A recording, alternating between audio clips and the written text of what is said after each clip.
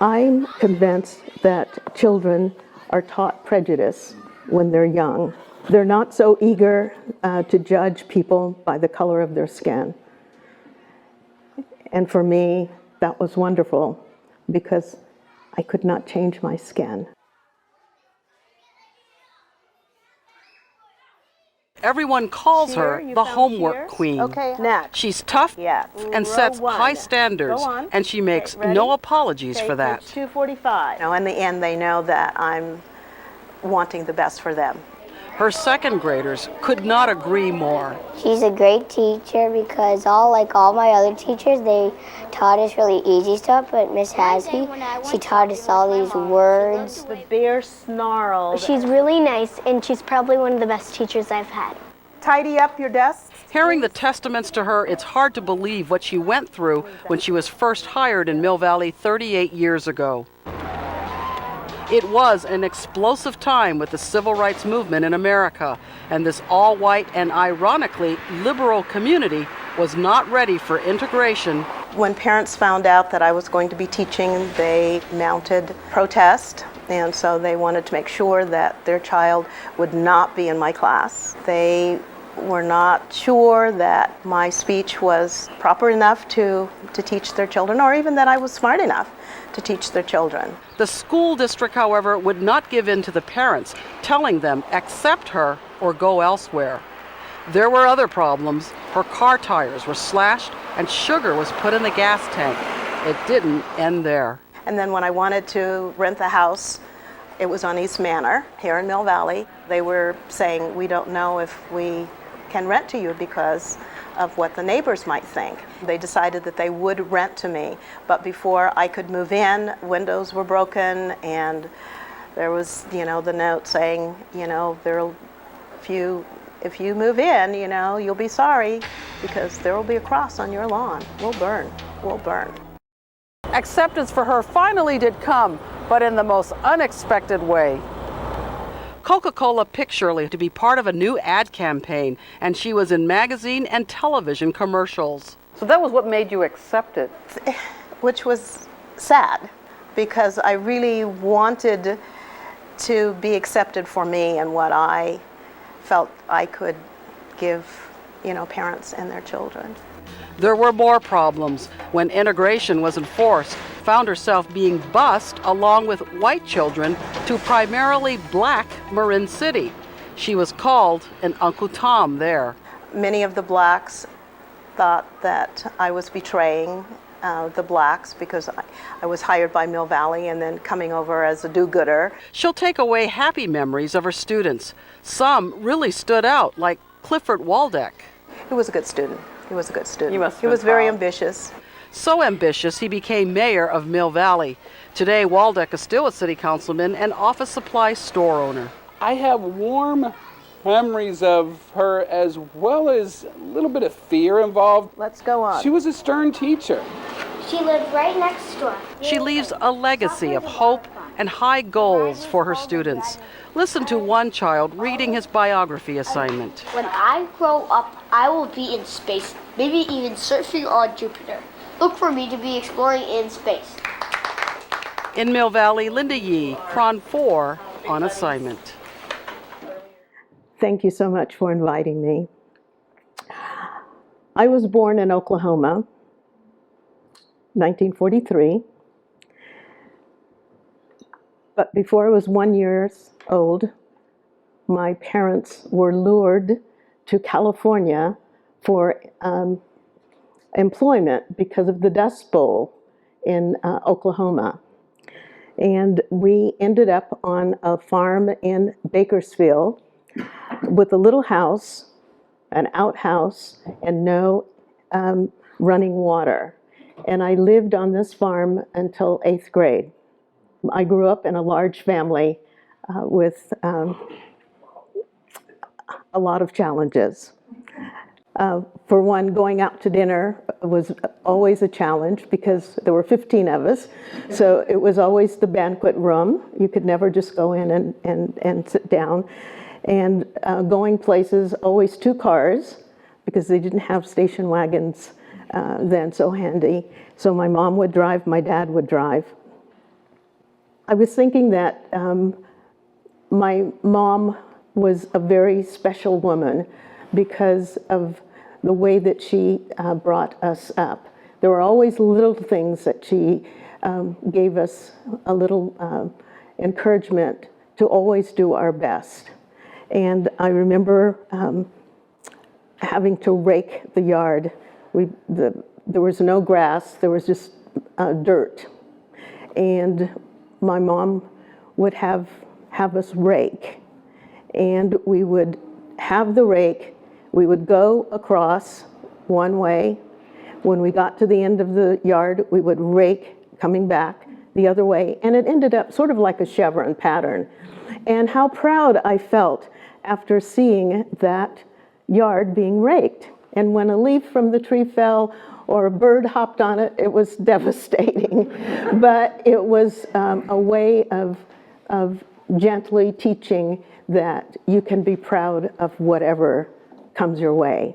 And so I never forgot raking the yard. But also because growing up on the farm, learned to do labor.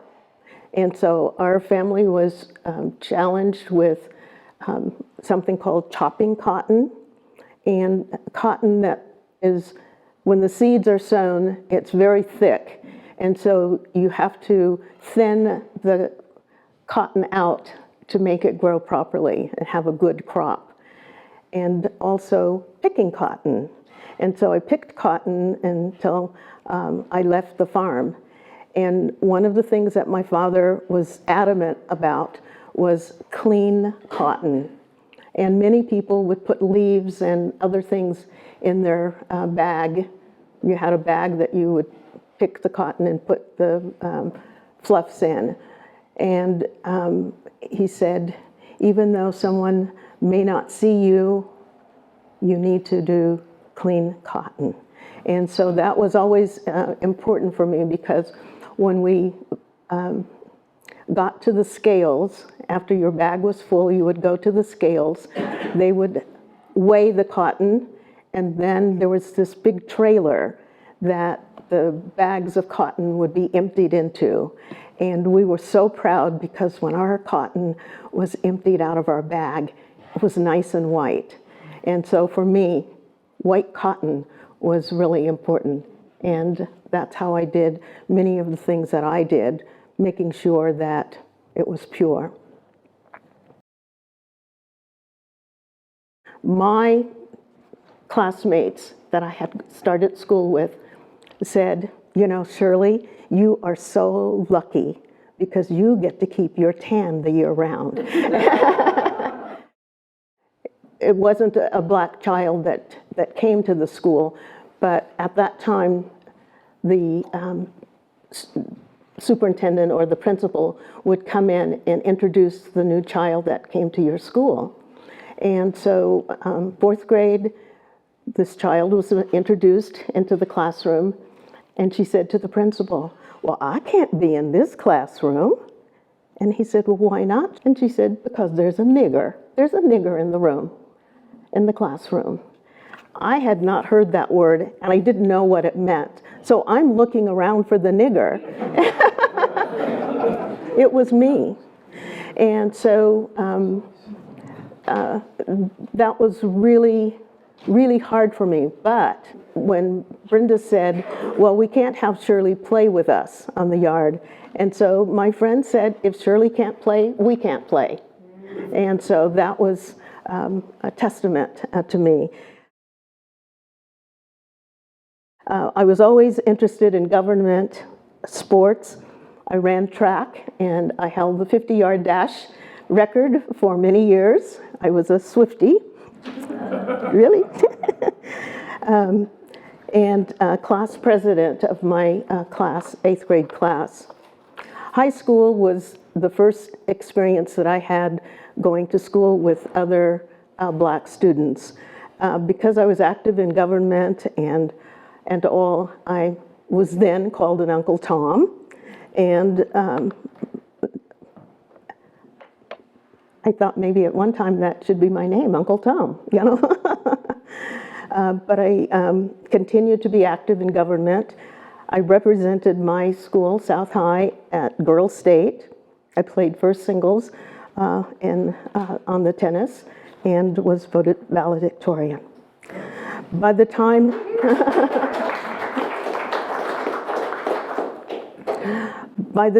I started high school, my parents really revved up their foster care. They did foster care for most of their life.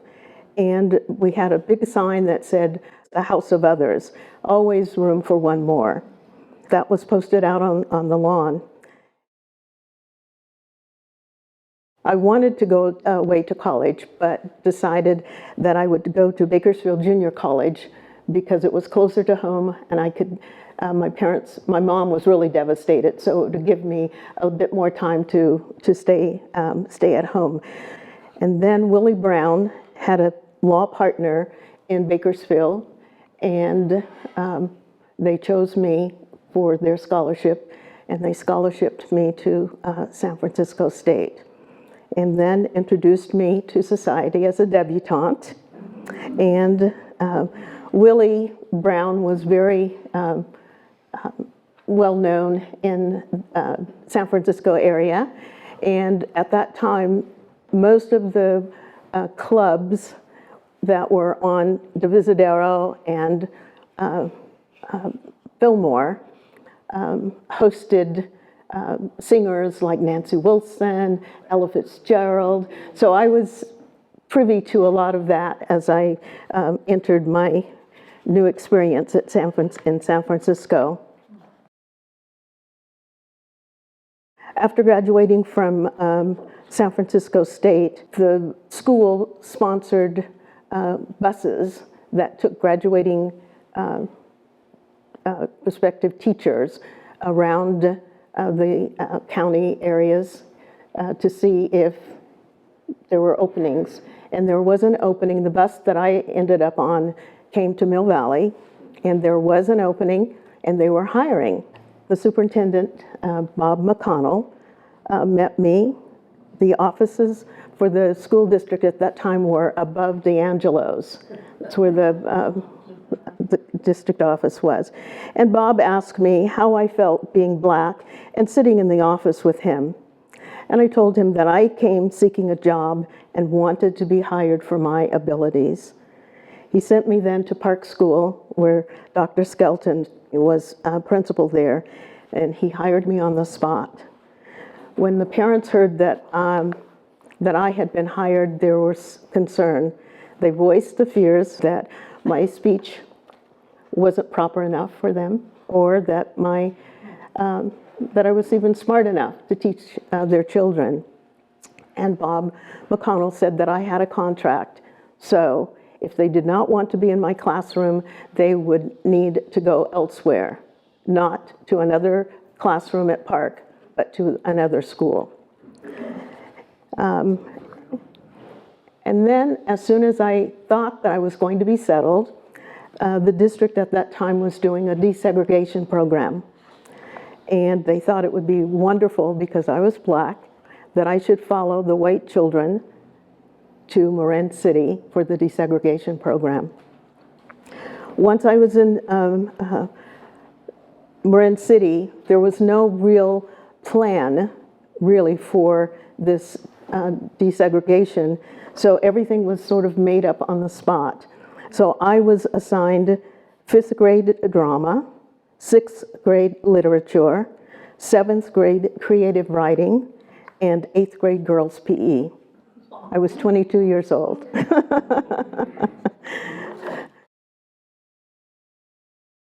It wasn't long before the Blacks decided that, because I was coming over with the whites, that I should be labeled Uncle Tom.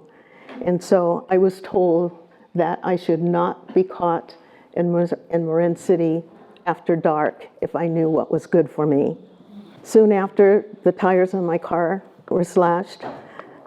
Sugar was put in my gas tank, and it wasn't easy. But I managed to complete that first year in Marin City. And for me, it was, I could teach anywhere after doing that first year in Marin City.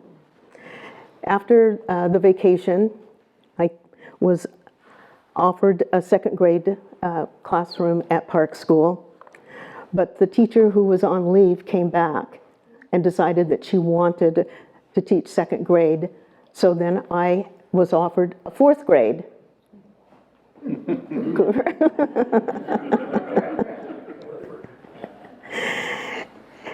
And there I was again, being forced to change my plans and prepare. 22 years old. But luckily for me, the class was wonderful. But the first day of school, there was a little boy named Chris, and he raised his hand and he said, "You know, my mom is really going to be mad when she sees you." And so I thought, oh my gosh, here we go again.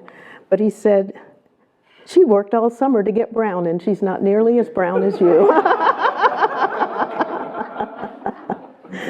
So after settling down in my classroom, I made a call to see the house on East Manor. And I was told that they would rent to me, but they didn't know what the neighbors would think. And I explained that I was a teacher at Park School.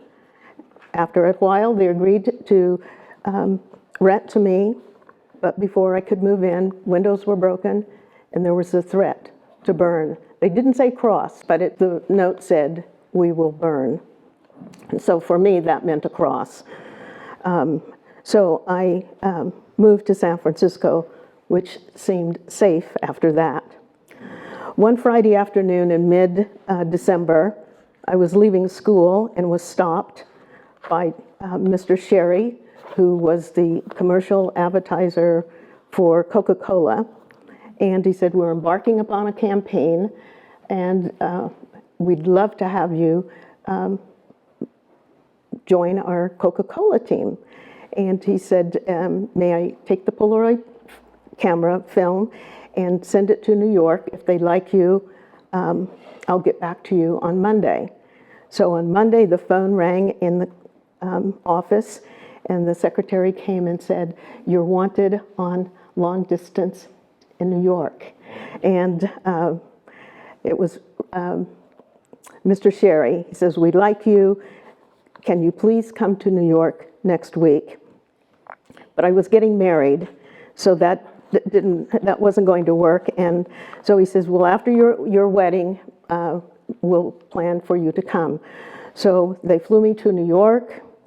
I was filmed at Central Park with my horse, at the Dalton High School, and then at the Plaza Hotel.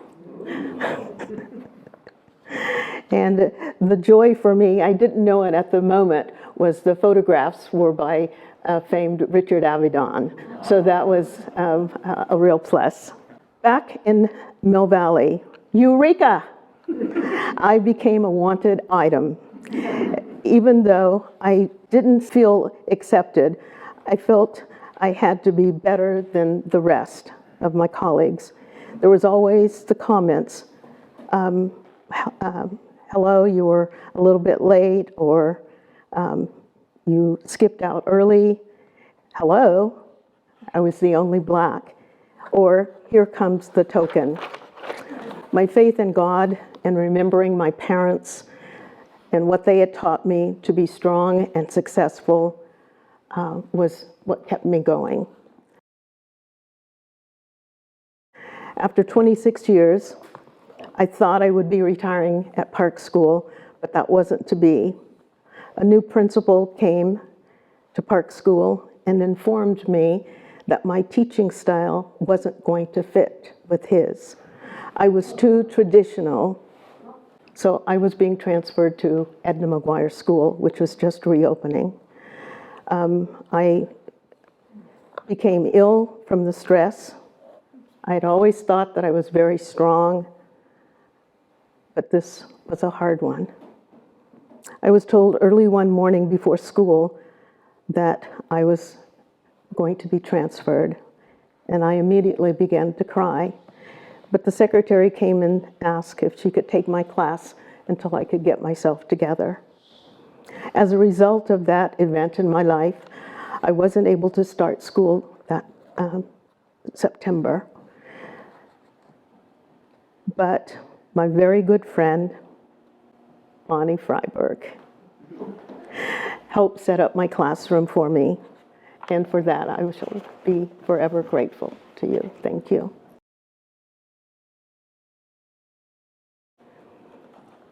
Sometimes blessings come in disguises. And this move to Edna McGuire was a wonderful blessing. It made the winter of my career so enjoyable. My career in Mill Valley was somewhat cyclical. I was hired at Park School, and my retirement announcement was made at a board meeting at Park School. The first day of teaching, little Chris raised the question of his mother working all summer to get brown. And at the end, there was a little kindergartner that was in the bathroom stall next to me. And a little voice came, "Hello, Mrs. Hasley." And I said, "Well, how do you know it's me?" And she said, "Because I see your chocolate legs."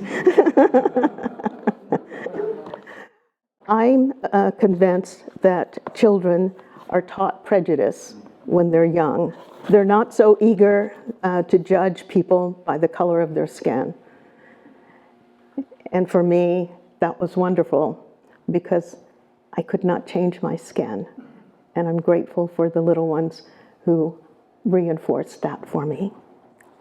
To my family, my parents were Parents of the Year, and they had commendations by Ronald Reagan.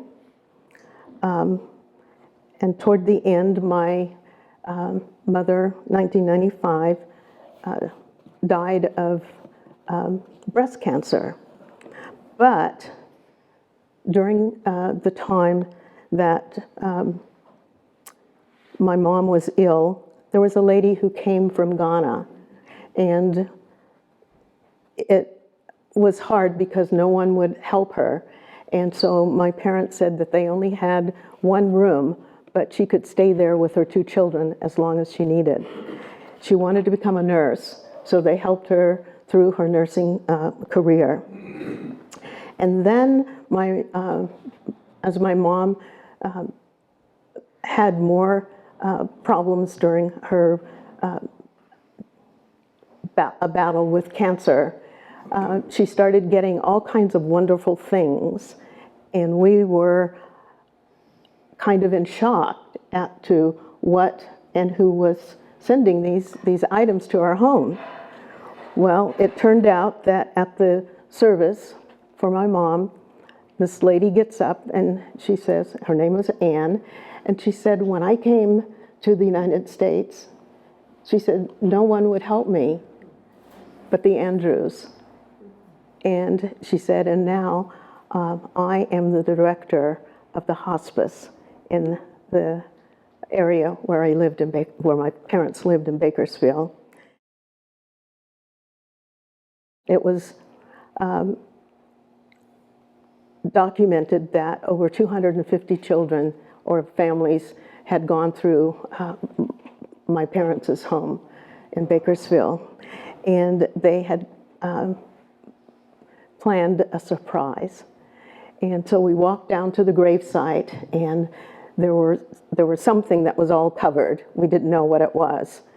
And the first, when they uncovered it, they opened a cage, and there were 2 doves, and that represented my mom and my dad. And these doves sort of fluttered about. And then they opened the second one, and it had 13 doves, and that was for me and my siblings, the 13 children that were part of my family.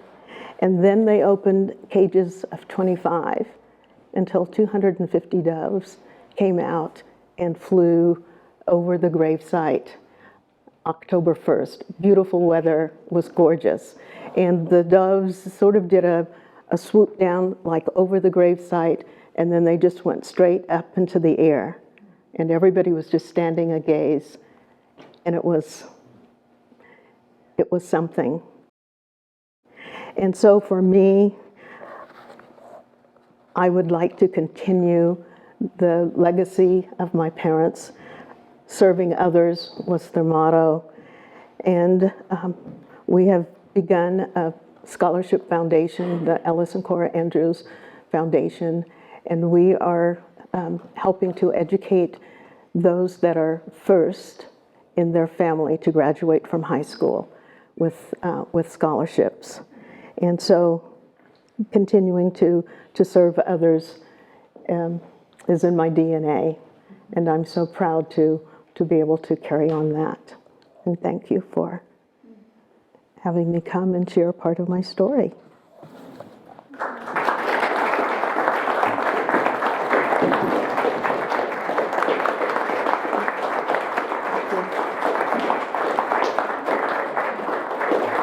Okay.